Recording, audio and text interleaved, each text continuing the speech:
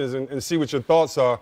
You know, what do you think about now that this is the first time back that the team has been in had their full roster since the Lakers suspension?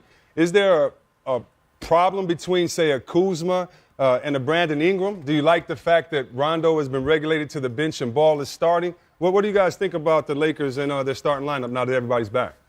I mean, I think it's a great place to start there, Candace. What your thoughts on now with the suspension over? There has been a little bit of a mix-up in the lineup, and they're going with Kuzma and Ingram after Ingram made the comments about he was definitely going to be starting tonight. Well, I have to say, I'm a Josh Hart fan. So for me, I think eventually when they figure out the Kuzma and Ingram, which one of them is going to start, I think you have to move Josh Hart back into the starting lineup. He plays well off the ball, as you talked about earlier, spreads the floor, is a great finisher at the rim. So I think the argument more so for me is just moving Hart back in the lineup. Kuzma is going to be a Kuzma no matter what, whether you bring him off the bench or not. But I think Ingram has to start, and Luke knows that. Yeah, and I think it's twofolds. I think when you started talking, GA, if you asked me what's the best lineup for them, I think it's Hart and Kuzma starting. But I think when you start looking at future for the Los Angeles Lakers, I think you have to keep Brandon Ingram in the starting lineup. But I'm with Candace. I think Josh Hart, and we've talked about it, Josh Hart and Kuzma play off ball, and LeBron, I would think, better than some other guys. And to the Rondo's point, I know what I have in Rondo. Lonzo Ball is my future, so I'm sticking with Lonzo Ball unless he's playing so bad, and that's the insurance you have to go with Rondo. But for me, I'm also sticking with Lonzo Ball as the starting point. I think you guys hit it on the head. Quite frankly, when you look at the way this team is made up, LeBron is the centerpiece.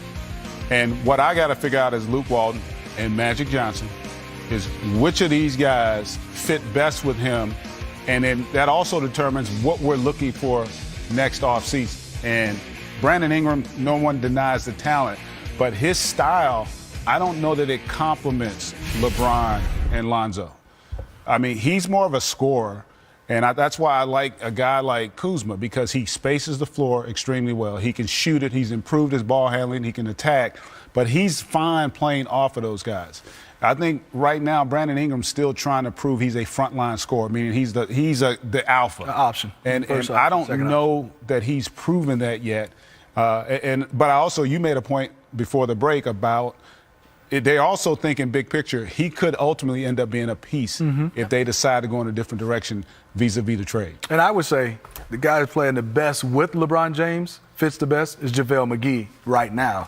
I mean, I'm looking at JaVale and said, I hadn't seen this type of consistency. You need guys who don't need the basketball, that don't have to make a play for themselves when you're playing with the LeBron James and Lonzo Ball. Well, I add that. JaVale is having all-star. Can we say that? No. Having all-star numbers? No, not yet? No. Okay. Well, anyway, but he's playing well.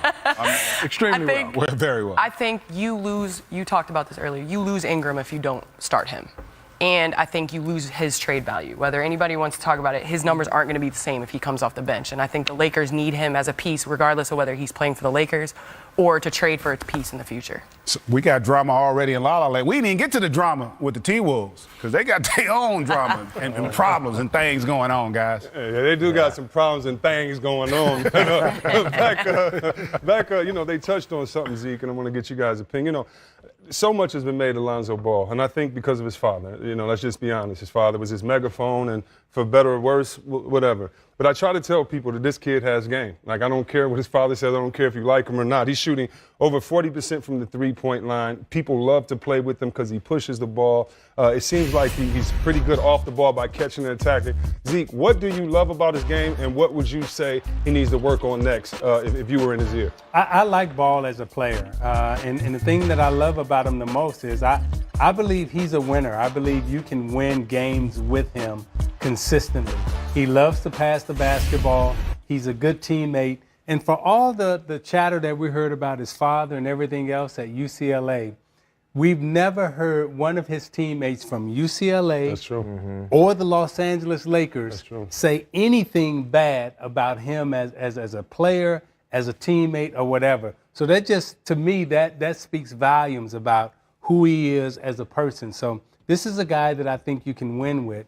And I think he and LeBron James as a pair out on the floor are a good combination because they both have size. They both have good basketball IQ, and they both can figure out how to win the basketball game. What about you, K-Mac? How do you see him at the point guard with a guy like Rondo? Put your GM and coaching hat on. Two guys, same skill, one guy's younger, both maybe not that great on the jump shot, even though one's improving. How do you evaluate? Do you say go with our younger guy now or win now? How do you? I think Rondo's there as just kind of a security blanket for Ball.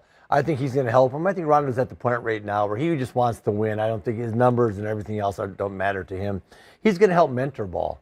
And I think I agree with Isaiah. I think Ball plays a lot of winning basketball. Like you'll see him pass up a really good shot to get someone else a better shot.